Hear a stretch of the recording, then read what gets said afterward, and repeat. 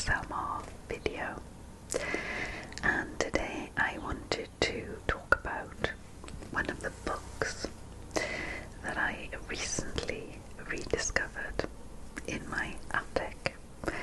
I kind of knew it was there, but I went up the attic and actually got it out and brought it downstairs, and it's from my childhood. It is a collection of bedtime stories, and it dates from 1972, so I would have been 5 years old when I was given this, and I seem to remember I was given it by my uncle and auntie. I don't know whether it was for Christmas or my birthday, but let me show you the book.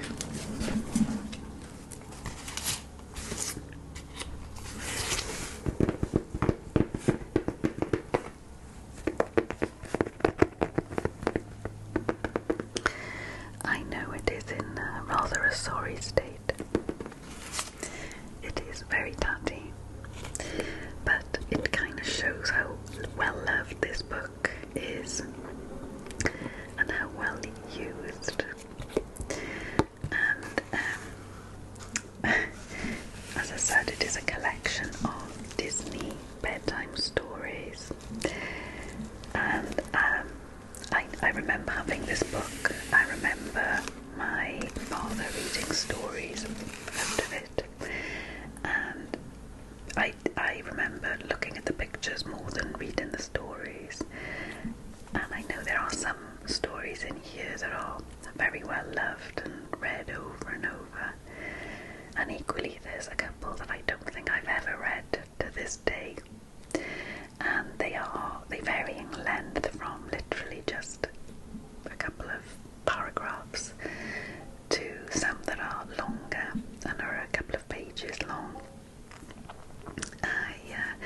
I did a TikTok recently on this book, and I was amazed that a number of people remembered having the same book, and they even described the dust jacket, which is amazing to me.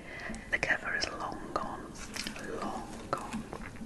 and but even underneath the dust jacket is this beautiful golden Mickey Mouse, and that's what someone on after I did the TikTok said they remembered the Mickey Mouse gold underneath the dust jacket.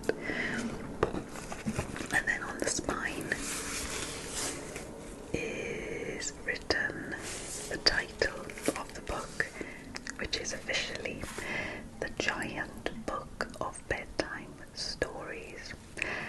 Nowhere on the title does it say Disney, but all of the stories inside are with the Disney characters.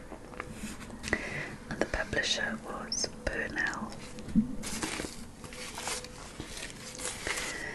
This sticker is obviously been stuck on since. It didn't come with the book originally, and these stickers I bought for my daughter's bedroom when she was a little girl, and she obviously decided to stick one on this book. Now my daughter is now 23, so that's the youngest child so far who has had this book. My son is 34. I can't remember him being a big fan of the book, and now I am going to do some repairs and use this book to read to my little 1-year-old grandson. And I just love having books that are handed down through the generations. I think it's lovely. Unfortunately, there's so very few of my books. Well, I think this is the only one. So I thought maybe I would show you some of the pages today and read you a little bedtime story. And I do hope you enjoy. If any of you had this book, I'd love to hear about it in the comments, or maybe just tell me about a book that you remember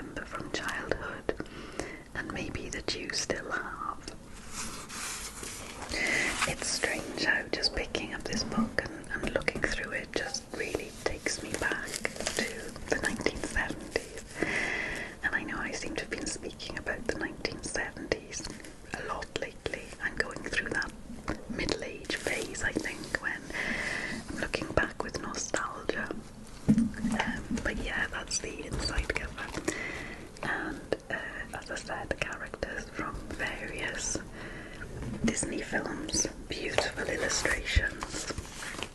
And here's the title page. And I just realised now it does actually say Disney's Giant Book of Bedtime Stories. And yes, copyright 1972, Walt Disney Productions. And made and printed in Italy. And then inside, as I said, lots and lots of colour illustrations, which is probably why it was so popular with children. Beautiful pictures. And as I said, stories of varying length. I imagine parents would decide whether they had the energy to read a long story or were just cheated by having one of the shorter ones. Yeah, look at these lovely stories.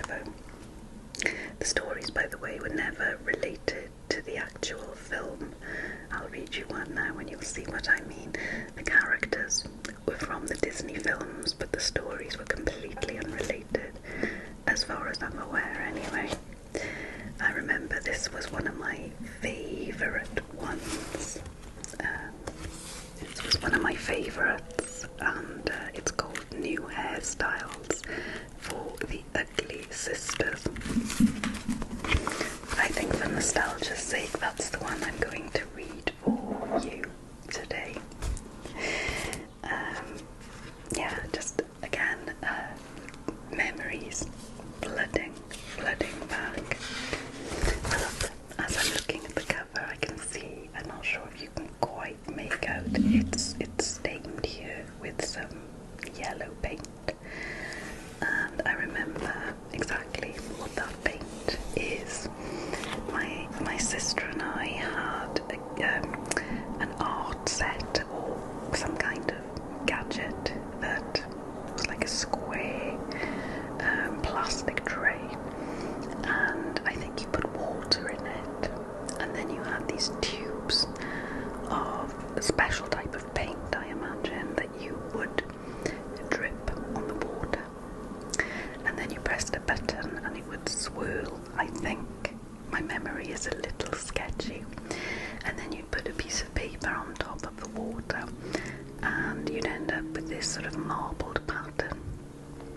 Well, I obviously got hold of those tubes of paint and I got it everywhere, and some of it leaked onto this book, and possibly that is why the dust jacket is missing. Maybe it got damaged with the paint.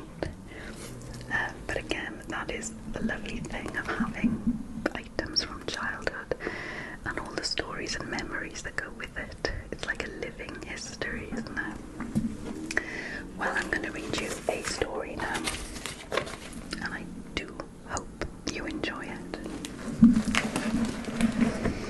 And if you have trouble sleeping, I'm hoping that this might help you relax. And I know from doing other videos over on TikTok, a lot of people, even grown-ups, even people my age, have said that having a children's story read really does relax you. I don't know whether it does something inside your head, take you back to childhood when you didn't really have responsibilities like we have in adult life. But yeah, hopefully for those of you who struggle to sleep, I really hope you'll enjoy it. And for those of you who just love nostalgia, I hope this story will take you back a little as well. So, New Hairstyles for the Ugly Sisters. Do you remember Cinderella's ugly, selfish sisters? Well, this is a story about a very stupid thing they did one day. You see, they had been invited out to dinner by the mayor and were determined to look their very best.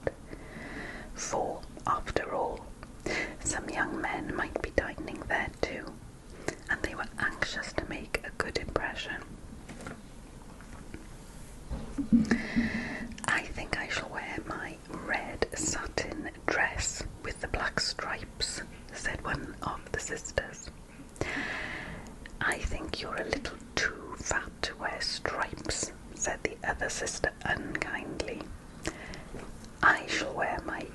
velvet with black spots.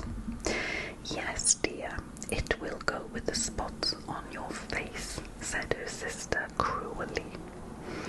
And I must have my hair done in a very special way, said her sister, ignoring her remark. I shall call in Monsieur Philippe to create a marvellous new fashion for me. So shall I, said the other sister at once. Well, what style would you like, ladies? Asked Monsieur Philippe, twirling his comb and his long black moustache. It was the evening of the dinner party. Something fantastic, said one ugly sister. Something stupendous, said the other. Ah, let me see, said Monsieur Philippe. He thought long and carefully. Aha, I have it. A high pompadour's fashion with tortoiseshell combs and fine Spanish lace trailing behind. Too ordinary, said the first ugly sister. Too simple, said the second. Monsieur Philippe thought again. I have it, he cried. Bring me that bird cage with the canary inside. The ugly sister brought the cage. Monsieur Philippe perched it on her head, and then he drew her hair up over the back and the sides. The little bird appeared between the bars. Tweet, tweet, he cried in bewilderment. Monsieur Philippe added a feather or two and then stepped back to admire his work, beaming with satisfaction. Well, what do you think of that, madame? Incredible, cried the ugly sister.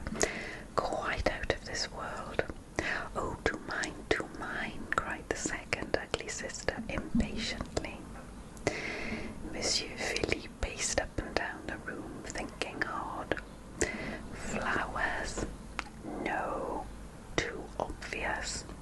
Ah, I have it, he cried suddenly, staring at something which stood on the table. It was the goldfish bowl, in which swam a lively little goldfish. Cleverly, Monsieur Philippe swept up the back hair, then he perched the bowl on top of the ugly sister's head and arranged the hair neatly around it. He completed the effect with no less than 5 large combs. The goldfish swam round and round the bowl with a most surprised look on his face.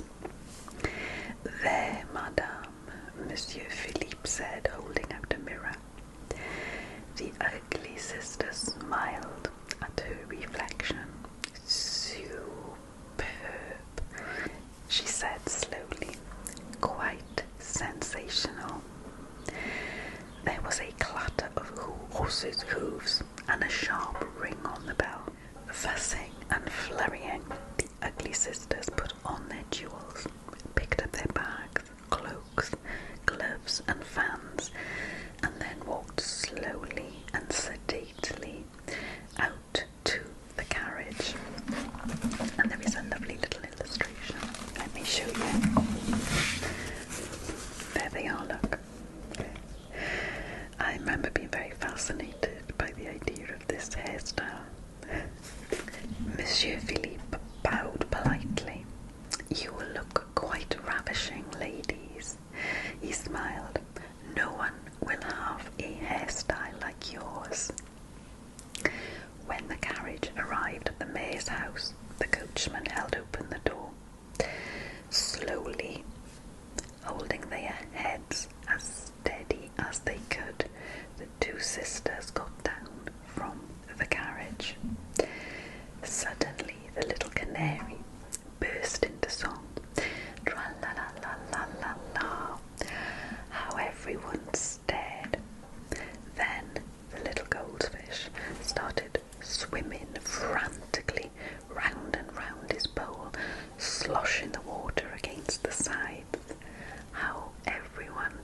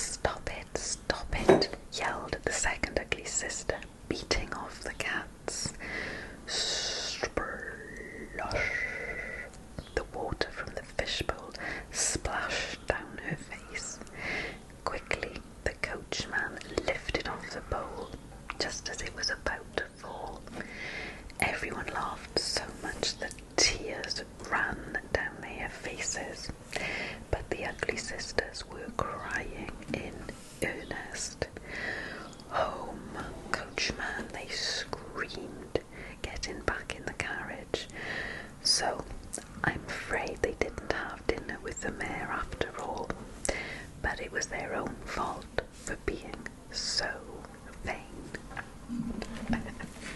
And there is the illustration of them being attacked by the birds and the cats. Poor ugly sisters. Well, I hope you enjoyed that story. Let me know if you would like another story from this book. I hope you're having a very good week wherever you are, and I look forward to seeing you very soon